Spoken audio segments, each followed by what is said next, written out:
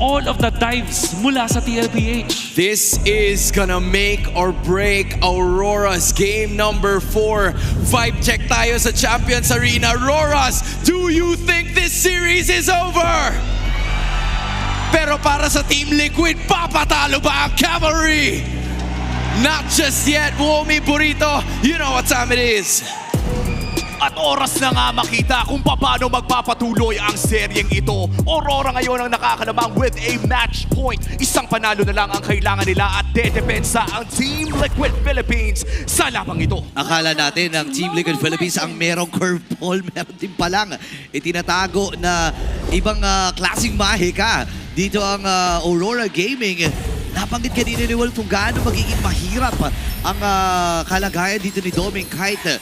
Pero alam mong tiwala sila sa isa't isa. Nag-apiran pa nga after i-pick itong action na to. Talagang nakikita natin noon na yung mga preparadong estratehiya para sa Aurora Gaming ay mukhang ilalabas na nila. At napaka-importante ng larong ito para sa kupunan ng Aurora dahil ito ang potentially na mag-secure sa kanila ng M7 appearance kung sakaling manalo sila sa labang ito. And for Team Liquid Philippines, getting this win in game number 4 means makakakita na naman tayo ng another 5-game series matapos ng kahapon. Alam mo, base dun sa kahapon, parang gusto ko nga uling makakita eh. Pero depende yon sa magiging atake dito ng Aurora Gaming. Again, nakuha nila in a dominating fashion yung game number 3 na kung saan ay nauga talaga at naalog dito ang TLPH. Pero maganda naman, para tayong bumabalik sa, parang 2 years ago kasi bakbakan na naman ng backshot pa rin eh. Oo nga, backshot pa rin na naman. Tapos si Iksha nagbabalik din. At higit sa lahat, no, yung Eve ni Yue ay nagbabalik. Our MVP in game number 3. Napakaganda ng kanyang naging performance. I think that was a perfect game para kay Yue. At dala-dala pa rin ang init ng kanyang Eve mula game number 3. Bubuhatin niya yan sa game number 4. Pinakaunang bagong natin ay malapit nang lumabas para sa game number 4 na ito. At hindi pa tayo nakakita ng mga malupitang suntukan at palitan dito, pare. Well, expected naman yan kasi utility ang atake at bentahin na itong Team Liquid at ang Aurora. Pero kailangan nilang isipin, merong JP na pwedeng magligtas sa mga miyembro dito ng TL. Gugulo si Carl, napaflicker na rin si Yue. Tinamaan si Demon Kite, pero dito yung final slash. Demon manipulation, napakaganda ng pwesto dito ni Yue. Tras muna si Carlito. Pero nagtrihan, 50-50 ata magiging laban. 4v4, pasok na yun si Sanford. At si Edward ay hinahabol. Ito si Sanford. Nakuha na ng kill si Sandy, nakabawi din naman. Demon Kite with a turtle. AOG din naman. Ito si Carlito. Same with the Appraisals Rat. Demon Kite with a kill. Grabe, at mukhang si Oheb ay kailangan din mag-ingat dahil available pa yung ultimate dito ng Iksha. Kinailangan niyang mag-ulti para lamang makakuha ng bahagyang gold. And look at the lane dominance coming in for this Iksha pickup. Ang tanong ay kukunin na ba with that full barrage? Kung hindi pa niya, susubukang lumaban pa. Aurora Gaming ang nakakalamang matapos ang turtle fight na iyon. Demon Kite securing not just the turtle, nakakuha pa siya ng kill. Yun nga eh, tsaka si Carlito pa ang nabigyan. Ngayon naman ay sa may bandang itaas na hagi. Si Edward at si Sanford ay nag-aharapan na naman. Ito na yung mga world class natin.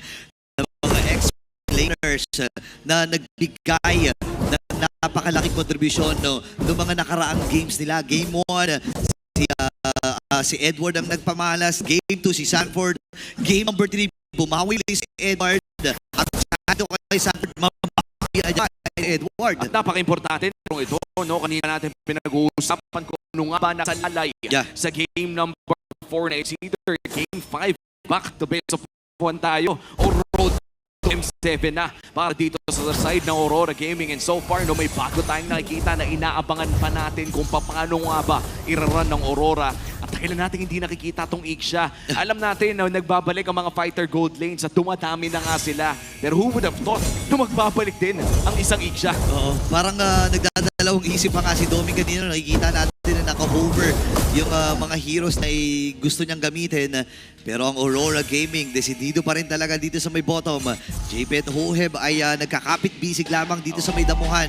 Ayaw magpakita ni Light. Sakit to. Andun yung sipat mula kay Hoheb. Ang update ng damage mula kay Domi. Oo, napaka-update talaga ng isang Iksha in the laning phase. Pero nag-aabang si Light nang papasok doon sa may bandang bush. Nakita siya ni JP at mukhang magre-reset muna para sa pangalawang pagong ng larong ito. Aurora na naman ang mauunang pumwesto around the second turtle. napakaganda ng pwesto nila. Ito yung control nila around this objective. And of course, the presence of the full barrage ay kailangan talagang respetuhin ng Team Liquid Philippines. Oo, tinitingnan nila si Light nandun sa may balbas na bush. JP and Light ay nagkakitaan. Nag-hihilaw lamang. Sanford nag-aabot ng pagkakataon. May flicker and final slash ang available. Pero tatama din yung Dark Wave. Talon dito si Edward. Sirkang Eagle mula dito kay Daddy JP. Habang sumibat na rin si Oheb. Si Sanford din namatay. Ngayon si Cortez yata magiging next. Kailangan niyang tumakbo at umatras. Full barrage! Full barrage! At AOG! Light ito ay nakakuha ng kill. Nakadala mo siya ngayon. Kailangan na matrasin ito ni Sanji. Bibit-bitin. Itong si Edward. Pero kailangan na mag-alisa ng tatlong natitirang miyembro mula sa TL. Walang nakuhang kill ang side ng Team Liquid Philippines doon at kung meron man ay napakatagal ng laban na iyon. At yung pagong ay mukhang makukuha pa nga ng Aurora Gaming. Pero nandiyan pa rin naman ang Team Liquid Philippines. May maliit pang tsansa na makaabot sila pero isasara, isisilya na ito ng Aurora. That's the second turtle na masesecure nila plus that mid lane turret. Overall, napakaganda na naman ng early game para sa Aurora. May nakikita natin parang daling-dali ang Aurora sa mga executions nila dito sa game na ito. Nagsimula lahat yan dun sa drop eh. I mean, sobrang perfect ng naging atake dito ni Coach Dexter at saka ni Coach MTB. No, inipit nila yung YSS at yung Lancelot kasabay pa nga ng Yuzhong na naging outstanding yung performance ng unang mga laro nila. Dumadami na nga yung mga Yuzhong natin ngayon, pare. Biruin mo days 1 and 2 ng playoffs. Nagulat pa tayo na nagbabalik yung Yuzhong pero nung bumalik siya, nakita natin kung gaano nga ba ka-effective ito sa kamay nila Sanford. Even 3 Martisi mula sa TNC ay nakita natin gumamit ng Yuzhong. Nagsimula na nga malagay ulit sa banning.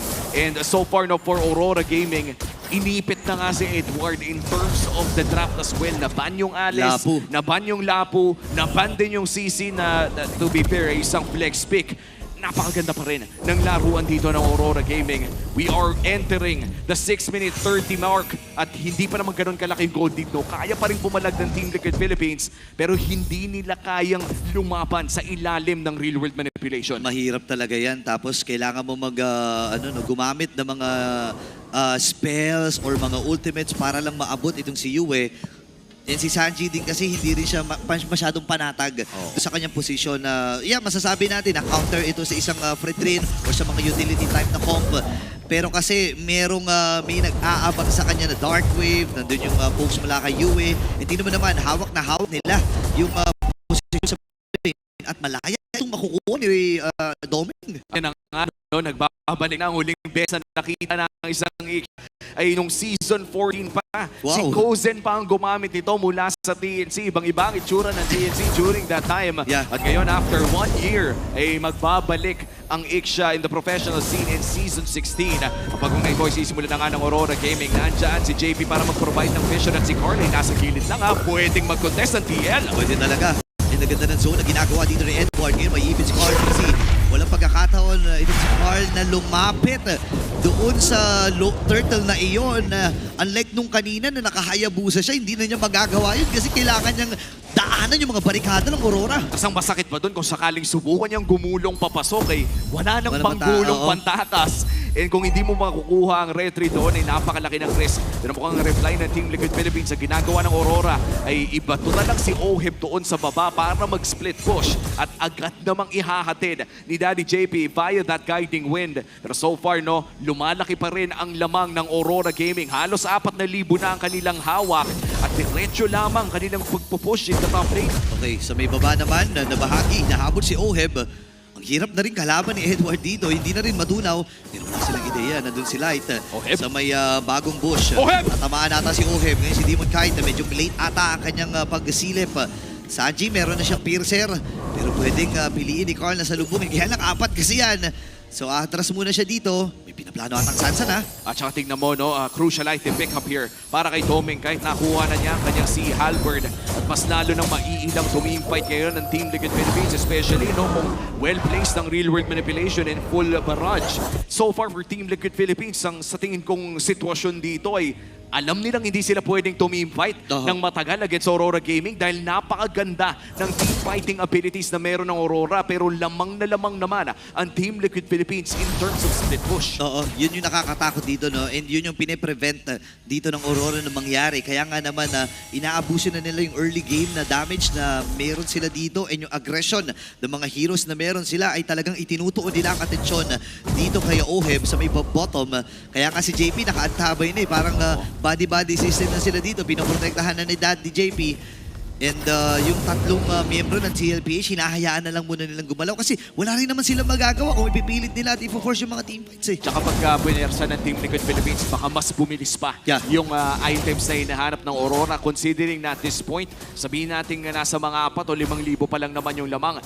Malakas na to eh. Ito yung tipo na, especially kapag maganda yung real world manipulation tsaka full parage, ramdam mo talaga na lamang sila. Kaya mas okay na idaan na lang sa macro, and that is the answer na pinapakita ng Team Liquid Philippines sa ngayon. Nagpadala ng back siya sa taas at may Moskov naman sa baba. But for the side of Aurora Gaming, pwede na lang nilang i-brute force ang Lord na ito. Yun o, ginagawa na nga nila kalahati. Itong si Light. Habang yung Lord na yun ay 8K na lang yung buhay. Nasalubong si Carl TZ, naton siya doon. And Edward nagaman na pagkakataon. AOG ay nagamit din. Natama yung SOD. Pero si Sanford nakakuha na si Demon Knight. Ako po namatay kagad. Yung dalawang membro mula dito sa Aurora. Tatlo naman ang tumumpa mula sa TLPH. Si Edward hinahabol. Itong si Owen at namatay din. Maniac para kay Demon Knight. At sa pagbalik ni Ixia sa ating liga at sa kamay ni Domenkite ay nakakuha siya ng 4 na crucial na kills at tuloy-tuloy lang kanilang pagpapush doon sa may bandang itaas. Ang Lord ay nagmamarcha din, pero mukhang puputok pa naman ang Holy Shields, buying enough time para sa Team Liquid Philippines para mabuhay at dumepensa. Ano, buhay na rin naman. Actually, aabot naman yung 5 miyembro nila dito. Kaya lang ang magiging problema lamang, may Lord sa itaas. Ang ganda ng control na ginawa doon ng Aurora. Hindi man sumabay yung middle, pero parang kaya kasi malayo pa yung 2 miyembro mula sa Aurora Gaming. May bibigyan nata si Dominito, AOG nagamit. Sakto lang, pero napatay pa rin siya doon ni Sanji. Ngayon si Sanford namatay. Kailangan na matras si Oheb. Si JB na maalam na nga rin. Sinisipat-sipat na lamang ito si Demon Knight. Pero 3 miyembro umahabol sa kanya. Kailangan niyang matras! Pero wala na siyang kaatrasan pa. Yung Lord ay nasa itaas pa rin. 2 na lang ang natitira para sa TL. 15 seconds pa naman para kay Sanford at JP. Pero mukhang tuloy ang pagpapush para dito sa Aurora. Isang inhibitor turret na ang babagsak. At mid-lane naman ata sunod nila puntirya. Real-world manipulation na naipato na. Guard DC, dedepensa pa ba? Okay, kailangan niyang hawakan na ngayon.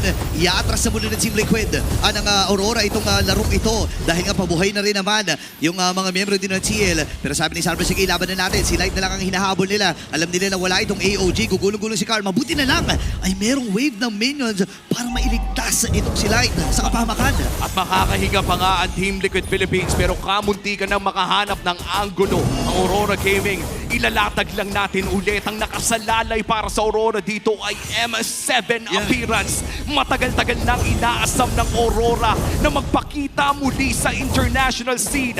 Tapos, ang season after season na pambabash sa kanila na sinasabi na worst international representative ay narito sila muli naghahanap ng tsansa na ipaglaban ang kanilang bandera in the international scene. Isipin mo ilang hakbang na lang natatanaw na nila, nakikita na nila, lagda na lang yung kailangan para doon sa kanilang mga tickets patungo dito sa M7. Pero ang Team Liquid Philippines, ang pinangahawakan naman nila dito ay yung Golden Road na kanilang na matagal nang hinahanap ng Pilipinas. Marami nang sumubok na teams, marami nang nagtry na kupunan mula dito sa Pilipinas. Even sa yung ibang mga bansa ay nagtry na rin. Pero wala pa rin nakakagawa nito. And ang Team Liquid Philippines ay nasa matinding sitwasyon na kung saan ang Team Aurora ay sinisilip na sila. Wala silang magawa dito kundi antayin na lang yung mga plano ng Aurora na mangyari. At yun talaga ang plano. And if you're Team Liquid Philippines, kailangan mo mag-antay na magkamali ang Aurora Gaming o magkaroon ng isang miyembrong Aurora na mawala sa pwesto. You have the displacement, you have the disengage. Meron kang final slash, meron kang guiding wind, pero hindi ka pwedeng lumaban ng isang patas na 5v5.